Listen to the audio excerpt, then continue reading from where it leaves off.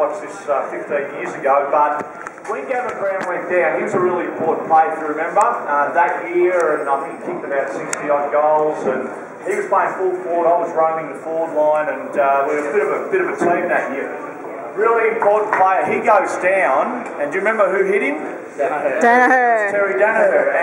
And they say to me, the boys, because when that fight broke out, it was right on the boundary, so our trainers were there, and the boys said that when TD hit him, it sort of travelled about 6 inches, it went about that far, and they said that Gavin was out before he hit the ground. That's how sort of precise that hit was, right on the chin, right on that sweet spot. He goes down, and I remember, we didn't know who it was because the trainers were over Rowdy, and we're trying to work out which one. We knew it was a Collingwood player, and I remember we were in the huddle, and I turned around, and we then realised it was Rowdy. That's what we used to call him, he was so quiet. But so Rowdy, and that trainers had him, and he was like a rag doll, and he was all over the place. They had to prop him up, and I'm looking and I'm thinking, oh bloody hell, anyone bar Rowdy, you know, I didn't want it to any of our boys. And I'm thinking, well, that's the end of the game for him, and I remember turning, looking at it, and I'll take you through that bit too, but so he's knocked out. I'm looking, and they start carrying him across the ground, and they're sort of holding him up and carrying him across the ground, and I turned back around, and all that was going through my head was, shit, key player, all that sort of stuff. We can't afford to lose him. And then I hear the crowd clapping, and I turn back, and there he is, and they weren't holding him, and he's sort of marching to the beat, he's coming across. I'm thinking, beauty, the hairs are starting to stand up on the back of my neck, and he got to about from me to Steve away, and I thought, I'll go over and make sure he's all right. So I get over to him, and he's sort of standing there, and I patted him on the backside as you do as a footballer, and I said, oh, Rowd, beauty, how you feeling? And he looked at me and goes, oh, Mum, what are you doing there? So he fell back into and he was out, he was out, as I said, he was out before he hit the ground, and then they just whisked him off. We didn't see him again, though, in the rooms, gave him the magic salts, let him settle down a bit, because he was out, and the really sad fact about that is, even this day, can't remember it. I mean, we won the flag. He was a great player. He was a skipper in the end. And, poor guy, doesn't he? The biggest day of his life as a footballer, and he has no recollection of it, which is really sad. But it's interesting in that people always say to me, what did Matthews say?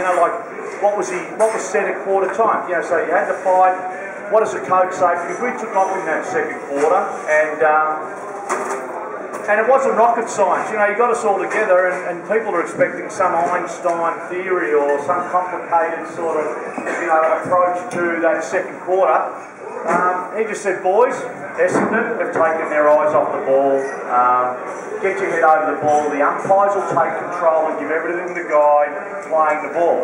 And he was right, because if you probably watched a bit of the footage, he's like a general, isn't he? He's one mean son of a... But anyway, he just said, play the ball, get your head over, umpires take the shot. And if you remember, we were probably in 4 non-threatening positions. If you're watching the highlights, we weren't going to score. All we could do was get the ball in the forward line. A couple of times we're on the wing, half forward, and all we could do was just bang it in, get it up high, make sure we get a contest. Well, Essendon were playing our guys, so in the end we got 4 relay free kicks down the ground to within, I think two ended up in the goal square, 2 from about 15-20 metres direct in front. And then we were 6 goals up at half time, and I've never had to buy a beer again. The game was over, so it's fantastic watching it. And look, the whole thing, this isn't the last quarter when we signed it up, and it's probably at this stage, and I think I was sitting in the goal square, just watching them sail over our head. I knew it was over, and it was a great feeling. I remember at half time we were 6 up, and there's Big Monk, as scary as ever. We used to tell him to take the mask off, he's scaring the kids. But he's a great guy, he's at Hawthorn now. They actually told me last night, because naturally we're here for the game, and I was, there's a few of the Collingwood people that, I love this moment when he starts throwing his arms. Yeah, that's the best. What you don't know is all the emotion that goes into it, and I spoke to the boys out there. I mean, Yeah, that's not one season or a game that you bent that type of promotion. This guy arrived in '86, took over the football team, and to give you a bit of insight into Lee Matthews, people say to me, what sort of coach was he? Well, he takes over in '86 from Bobby Rose. We'd lost the first 5 games, but by the end of the year, we just missed out by a whisker on finals. We should have made the finals. We missed out by percentage. So we're feeling pretty good. We're thinking, well, you know what? We've lost the first 5 games, and we've sort of nearly made finals. So we're feeling a bit comfortable. We had missed, and we were by no means a success, but we weren't far away.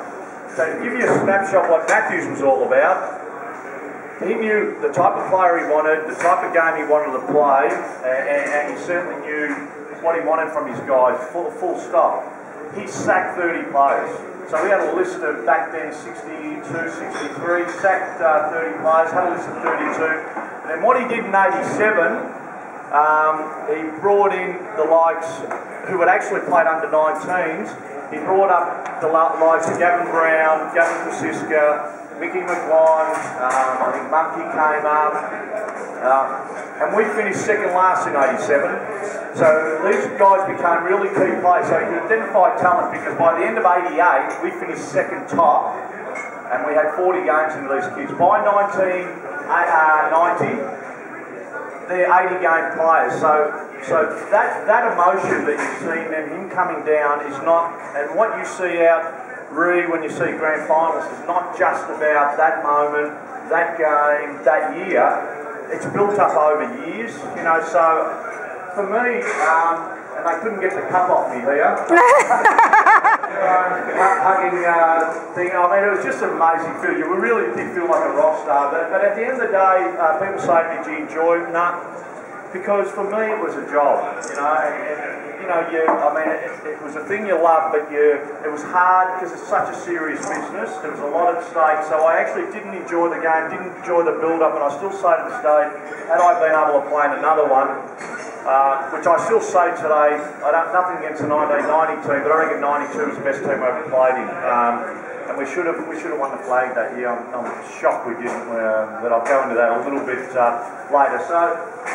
It was great. It was a great moment. As I said, I haven't had to buy another beer. God knows how many beers I've had people buy, and that was, when you think about it, 24 years ago. Now, well, going on 24 years. You know what? It seems like 6. Who was at that game? Didn't it seem like it was just? Because you know what? Team success, and wherever I go in my life, even now, I've been out of the game 20 years. I went to Collingwood as a 15-year-old in '77. Got into the seconds in '78, and '79 I played my first game. So I was there a long time. The only year I remember was this year. It doesn't matter where I go, people talk about it. And just the other week I went into Coles and just wanted to get my groceries, get in and get out. And as you do, and I got to the checkout, and the lady was there, she looked up and she recognised me, which is nice, and she goes, "Oh, Daicos, you know, what about 1990, fantastic, you know, like, I'd never seen my husband so happy," and, you know, she started telling me about their love life and all that sort of stuff. So it's amazing, you know, and you know a lot of babies are born, you sort of start doing the numbers in June, because September, you know, your team wins, you get a bit but it was great. This guy, and I say 1992,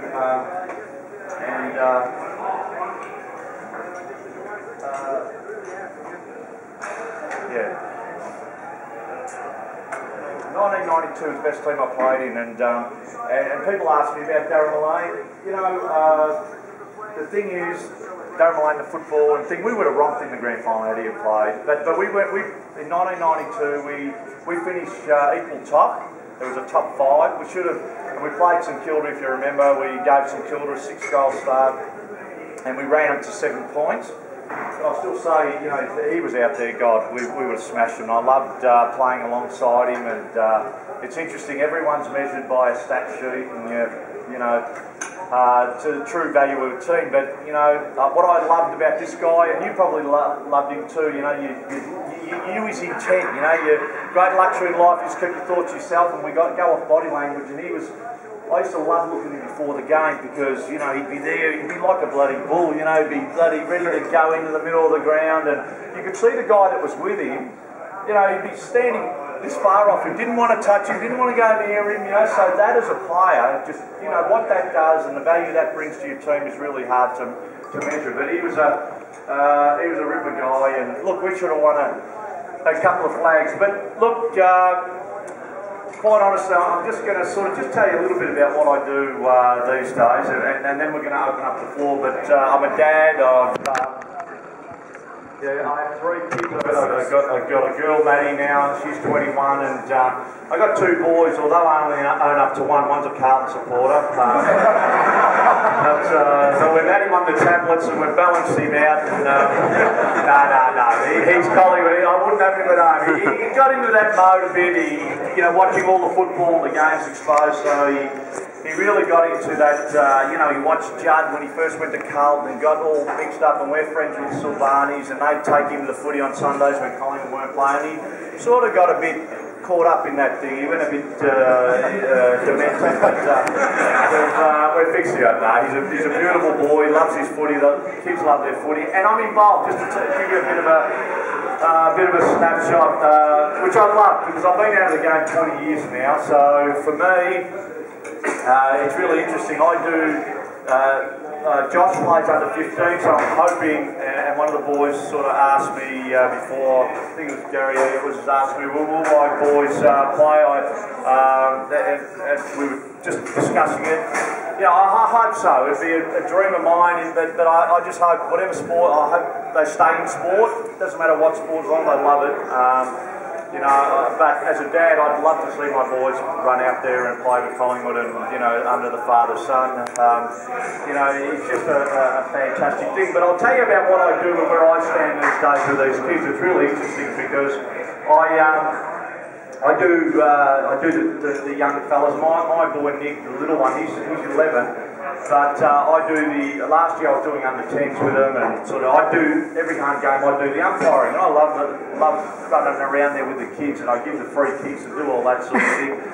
And this gives you an idea of where I sing to these kids, because I'd be giving free kicks, and all these little kids, you know, 9 and 10 years of age, are just giving me hell, you know, and you know, you give a free kick and no one's ever happy, so they be going, oh, have you ever played the game? Do you know anything about the game? So that's beautiful, you know, so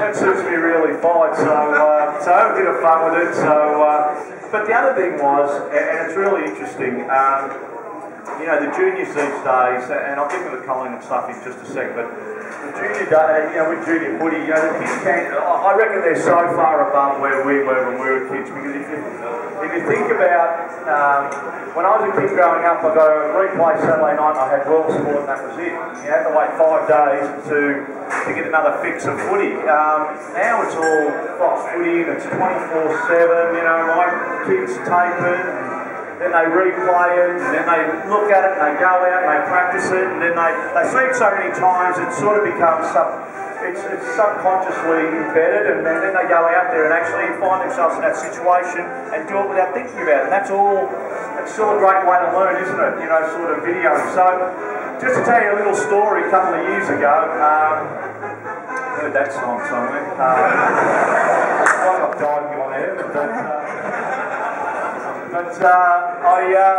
just to really quickly, this is a little story, a funny little story I got. I love it, and it gets back to all this sort of, you know, kicking goals. But a couple of years ago, I'm doing the under 12s with Josh's team, and one of the boys, our captain actually, Riley Boober. I was actually coaching with Riley's dad. John was coaching with him. Riley Boober was our skipper.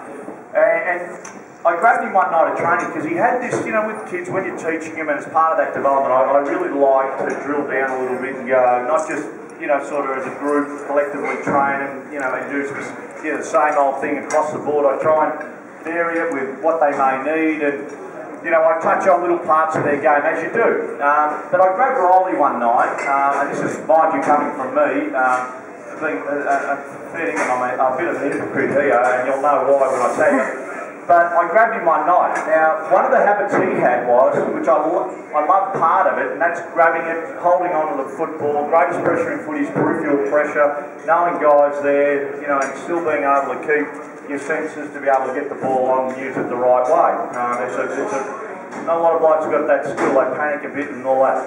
He was beautiful, he'd take it and weave in and out and do all that and take guys on. He'd take the field on. I mean, he's a ripper player, playing in the centre, get touches. We'll put him in the forward line, kick goals. He'd kick out from full-back and mark his own ball, he was so bloody good.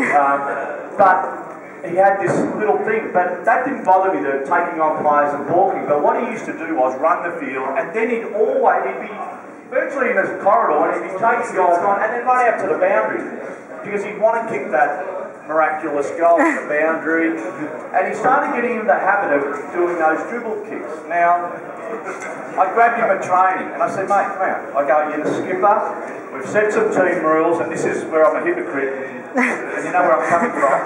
I said, you know what the team rule is here? It's a golden rule. You've got to centre the ball. Don't go for goal. This is coming from me.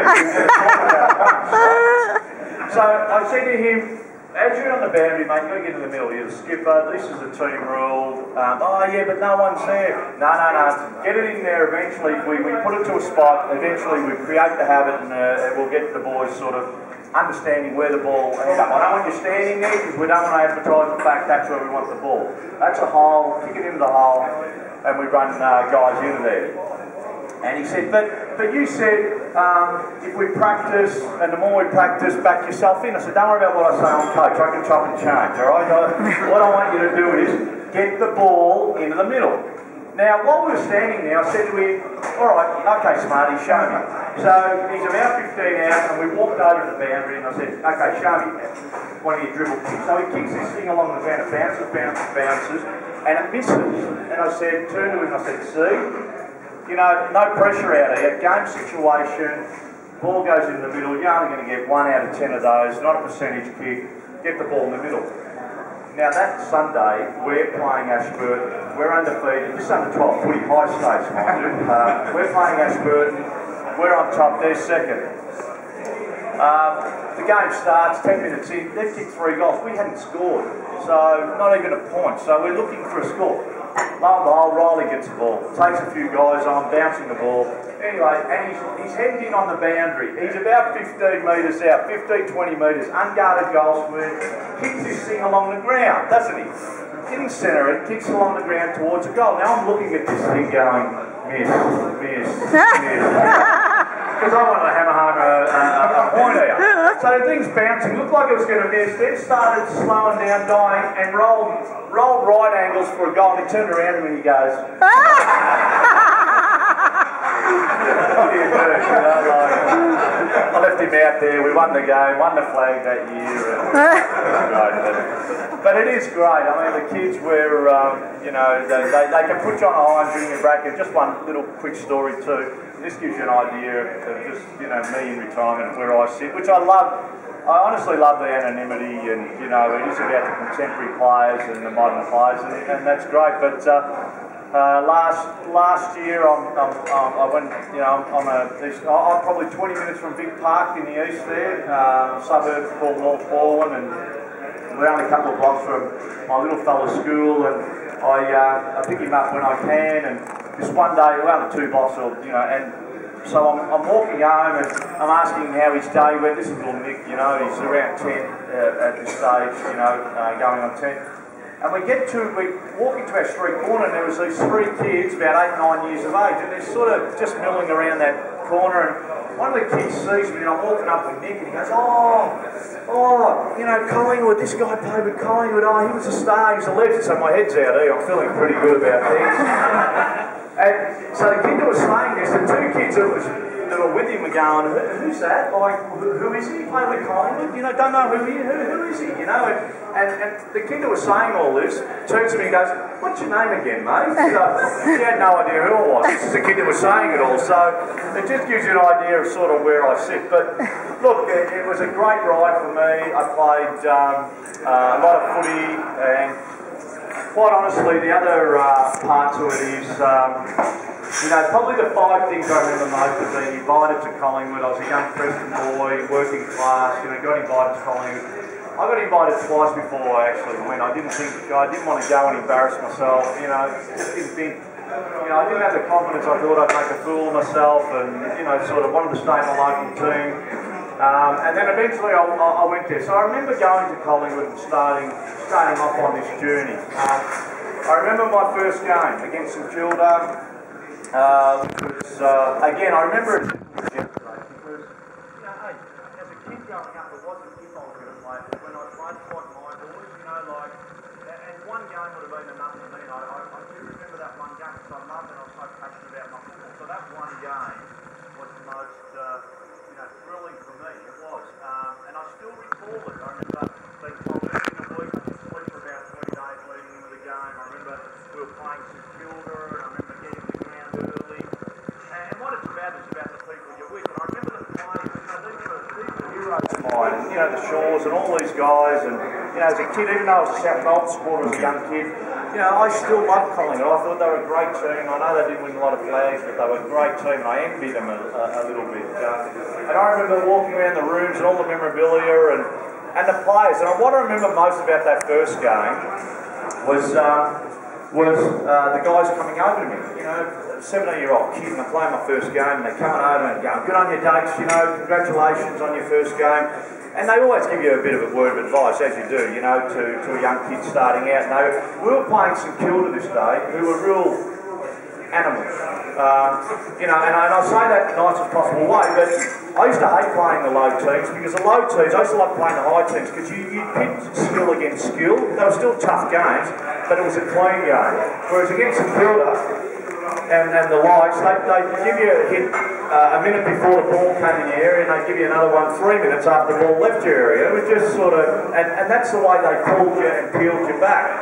So what happened was all the guys come through and they're giving me advice because we were playing St Kilda and they had Cunningham, Burns, Robbie Muir, all these, Saru, all brutes, and they said, "Get it, don't hang on to it, don't try and do too much, get it on, let the sting come out of the game, the tail out of the game, and because they're going to belt you, so don't hang on to it, don't give them a reason, give them a reason to get into you." So I ended up, you know, all the guys gave me a bit of a word of advice. The guy that took his time to come over to me was a guy, and this guy was a champion, up there with the stars though when he was on the field, was a guy by the name of Billy Pickett. I think the Oval, isn't it? Oval, yeah. So Billy Pickett was up there with the stars, I used to say, you know, and I remember he didn't come over to me, and in the end, you know, I kept looking at the corner of my eye when, you know, got stripped, coaches talked to us, we were ready to run out. He hadn't come over. Now, I'd been with the boys 2 years, 78 playing with the seconds, and 79, so I was on the list. He comes over to me eventually, just before running out, puts out his hand, congratulates me, calls me Paul, so he had no idea who I was. And his word of advice to me was, "Kick the ball to me, I'll bloody win the game for us." Now, he's playing at centre half back. I'm in the centre this day, I'm running backwards the whole first 5 minutes of this game. So, you know, they talk about football.